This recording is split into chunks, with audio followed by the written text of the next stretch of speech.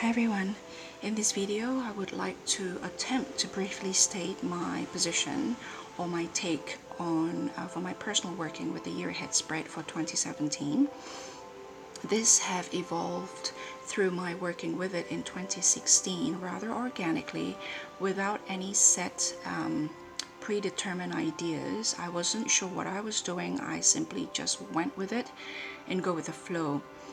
And I ended up a believer of the curriculum or of the system, but only in a strictly non-predictive way, in that the year ahead spread for me is more like a curriculum. So I have in a couple of occasions briefly or attempted to put this in a nutshell on Instagram. One is when I posted my spread for 2017, and the other was when I attempted to, or when I tried on the Nest spread from the Little Monsters Tarot.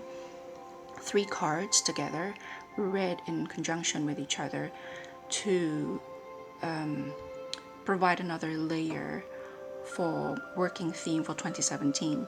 So instead of using one oracle card per season as I did last year, I've decided that seasonal partition for where I am is a distraction, because our seasons here, although technically 4 seasons, are often 4 seasons in one day, and also each of the seasons kind of blend in to each other because it's not physically or visually very distinct from each other other than a drop of temperature.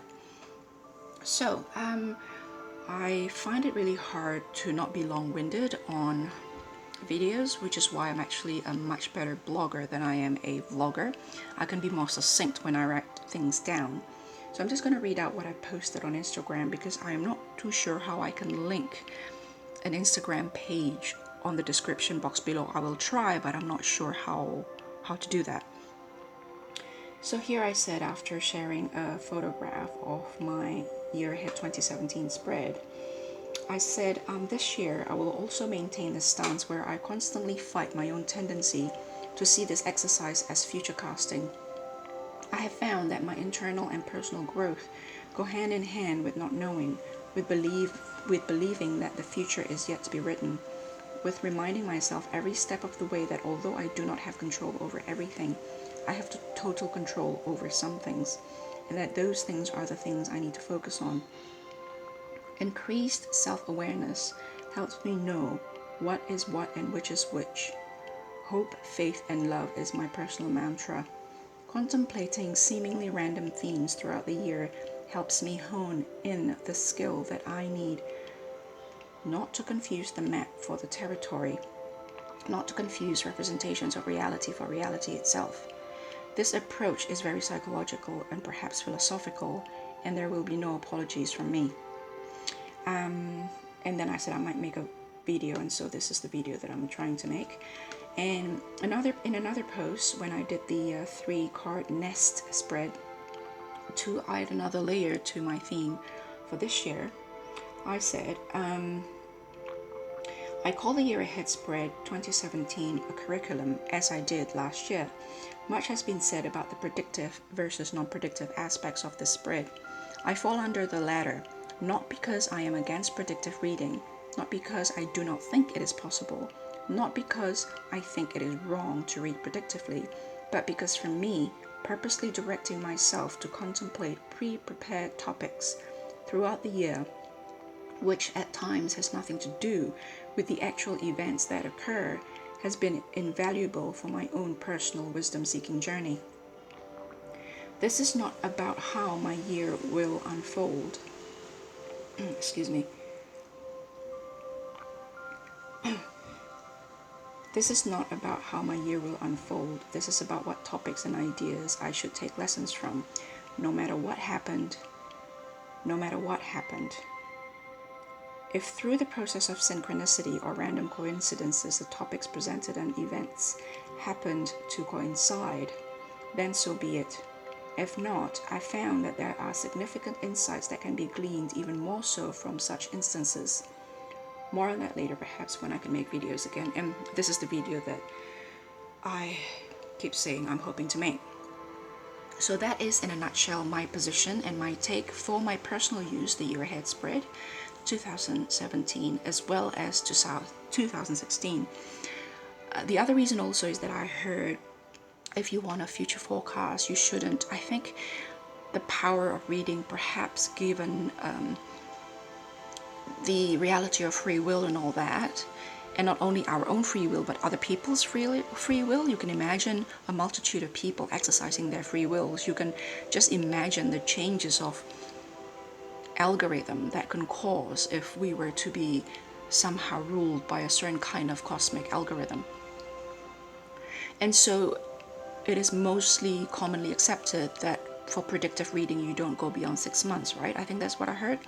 And so there's discussion about how it's better to take one card every month because it's closer to the time of the prediction, and that way you can take into consideration actions and decisions that you've made the month before, that sort of thing.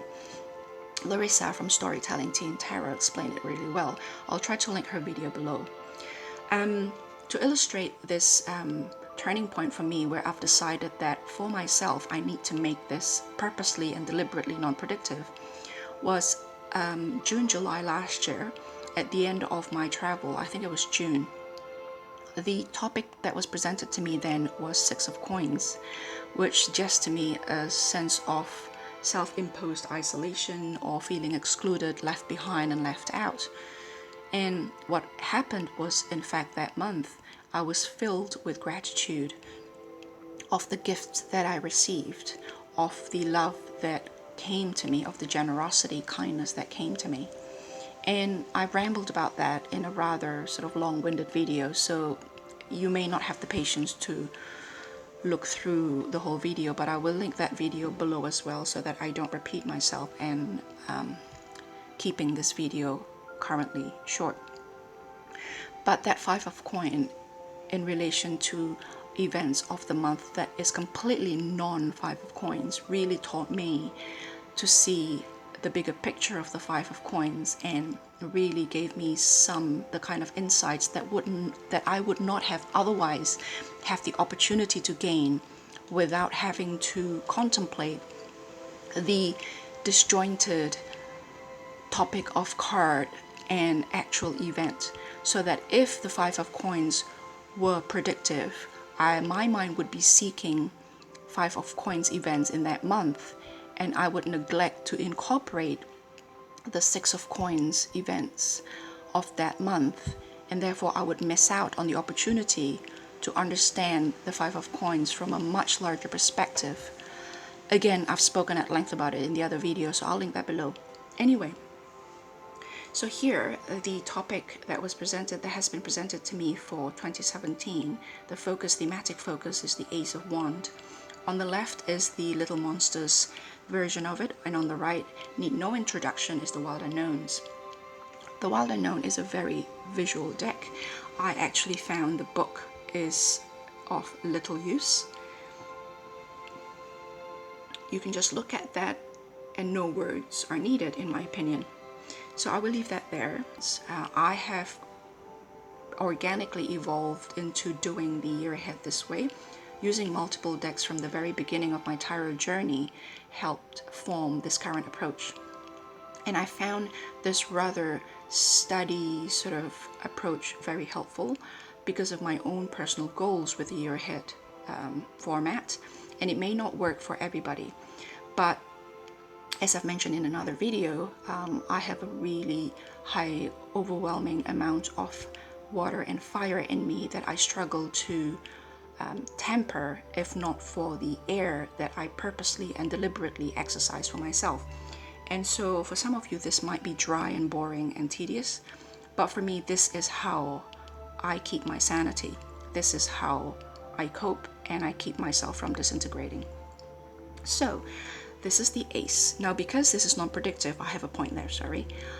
Even though I drew these, I believe any one of you who resonated with what I say could equally use these thoughts and ideas and ponderings and meanderings in relation to your own life stories and journey, and perhaps found some morsels and seed of further contemplation and further insights and further breakthrough. So that's my hope, because otherwise it's just mine, and so why should you be sitting here listening to somebody's life story or somebody's feelings or thoughts? Anyway, I would like to read out what the Little Monsters Tarot Guidebook has to say about this Ace of Wands. The artwork is by Peony Coin Archer, and the words are by Olivia Ephraim Pepper.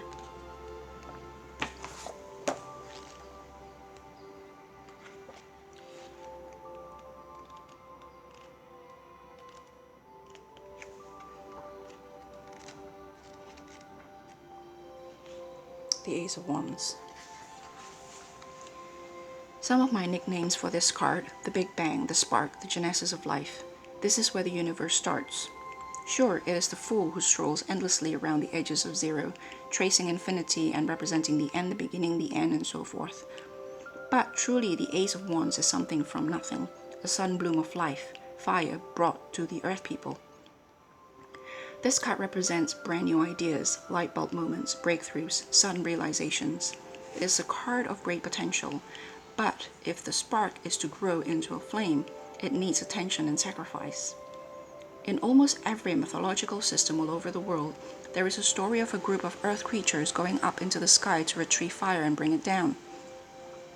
It takes a lot of effort and experimentation, and usually there are some minor burns involved. In this card, Peony has illustrated a grounded fire, a wand planted in a pot. The metaphor being that this seed should be planted and nurtured in order to grow, that this big jolt of inspiration must be transferred into material world plans if its energy is to be utilized to achieve true personal change. This is not to say that daydreaming and whimsy don't have their place in life. Their places in life. Surely they do. But if the profound and potent energy of the Ace of Wands is to grow roots, it needs proper care. Ace of Wands could be the beginning of something great, something significant, or it could flicker and fade. The choice is yours. I really like that aspect of it. It says, if the spark is to grow into a flame, it needs attention and sacrifice. It could be the beginning of something great, something significant, or it could flicker and fade. The choice is yours. Like all aces, like all seeds,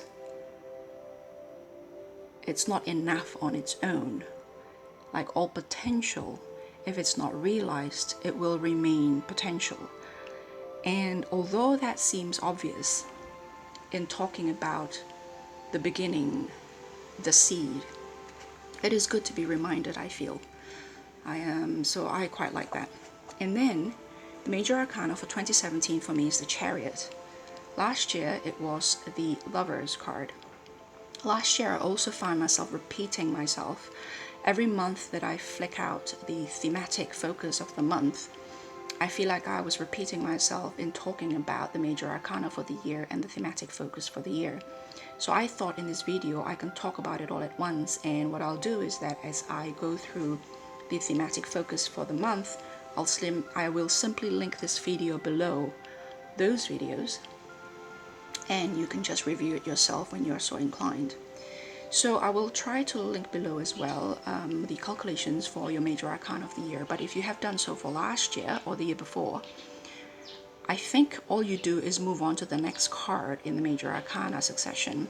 That would be your card for the year after that, after whenever you first counted your major arcana. So for me, next year will be whatever comes after the Chariot card, which would be a card number 8. I think that's either Strength or Justice, depending on the deck. So this is the Chariot card, which I have taken from the Sevenfold Mystery by Robert M. Place, who based his Sevenfold Mystery on the Neoplatonic principles. You probably would have seen this card a lot last year because I've used this extensively in conjunction with the Lovers card. the Lover's card from the Tarot of Delphi, which is which depicts the marriage between Psyche and Cupid, as well as the Lover's card from Sevenfold Mystery, which I could not contemplate in separation from this particular card, because this is Psyche. And of course, Tarot of Delphi depicted marriage between Psyche and Cupid, synergy, alchemy, etc. The Mary L also talk about the Chariot in terms of the black dog and the white dog, in terms of this struggle or balancing act. It's not necessarily a struggle, but it is definitely a deliberate effort. Reason, controlling or balancing, or making it synergetic, or tempering, or exercising the process of alchemy between will and appetite, tempering. Here in the slow holler take on the Chariot, I saw someone who is not in the middle of the process of tempering, of balancing, but someone who have done so and currently either taking a break or relaxing. Having said that though, at some point he and his dog will have to return to the steering wheel and continue his journey or go home. All in all, he can't remain there. But this particular take on it reminds me that we should acknowledge moments of triumphs, or moments of perfect balance, or moments of temperance that we've obtained from time to time. But also in that acknowledgement of achievement of temperance, we must not be complacent. The idea is that we acknowledge all aspects of the balancing act that is life, but at the same time both the effort, both the struggle, both the strife and the triumphs, but at the same time being aware enough that this is a continuing process, that we shall not rest and be complacent, and that nothing is permanent. So the take of the Little Monsters Tarot here moved me in a way that I couldn't explain. So I will just read out for you what it says in the book.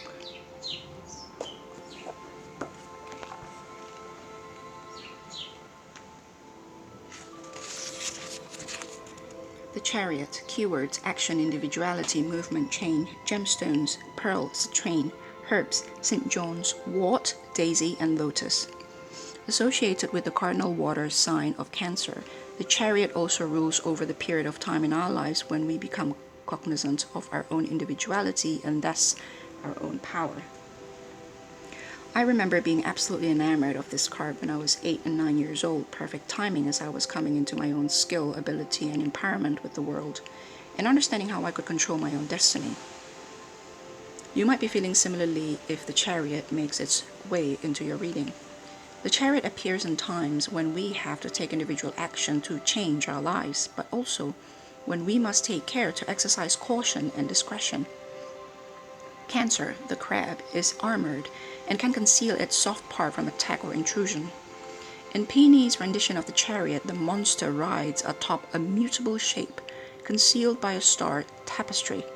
Very traditional symbolism within the card, representing all the myriad possibilities that each of our fates contain. I love this choice because it speaks to what I see as the Chariot's truest meaning: exerting loving cooperative control. Let me say that again. Exerting loving cooperative control over the mysteries of the emotions. The pursuit of self-knowledge is inherent here. With each choice we make, each step we take, the idea is to know ourselves better along the way.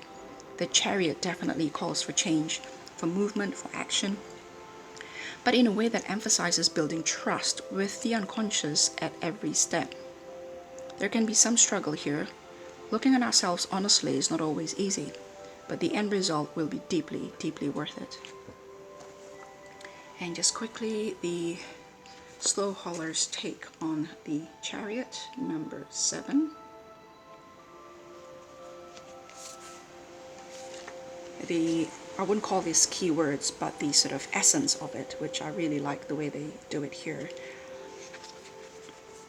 Try something you've never tried. Throw away your atlas, let yourself move, trust your momentum, release the past.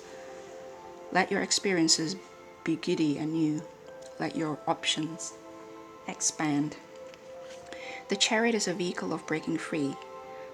The chariot is a vehicle for breaking free. Whether by carving out a triumphant course in spite of opposition or by expanding your consciousness, you've moved from a micro world constrained by rules, structures, and limitations to a world of limitless possibility. Freedom often implies movement away from what has been trapping you or toward your goals and desires. This card also contains a stillness. It's the moment at which you've broken away and you get to consider what you're moving toward. You've taken the first step away from the past. Now you control the speed at which you proceed and where you set your sights. You have escaped a situation that was constricting your spirit. Now where do you want to go? The energy of the chariot is exhilarating, expansive, and often quite giddy.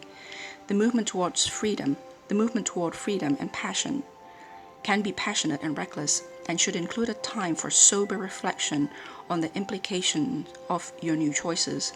When the chariot appears in your reading, it is a time to celebrate your newfound freedom, or take that bold leap you know you need to, and then allow yourself a pause to reflect on the wisest course forward. It's a really wonderful takes on the chariot, I feel. That highlighting of the stillness of the chariot, which is part, like that whole yin and yang again. With every movement, there is that moment of stillness as part of that movement. And to highlight that, I found is quite wonderful, because they are both movement and moment of control and moment of triumph of that movement. I don't know if I'm making sense, I'm just babbling right now. But the chariot, the rendition of the little monsters with this sort of mutable being under this star tapestry really moved me. I'm not quite sure why. I will probably dig a bit deeper, and by the time I talk about my January theme, hopefully I would have some insights on that. Yeah, so that's it. Talk to you soon. Bye.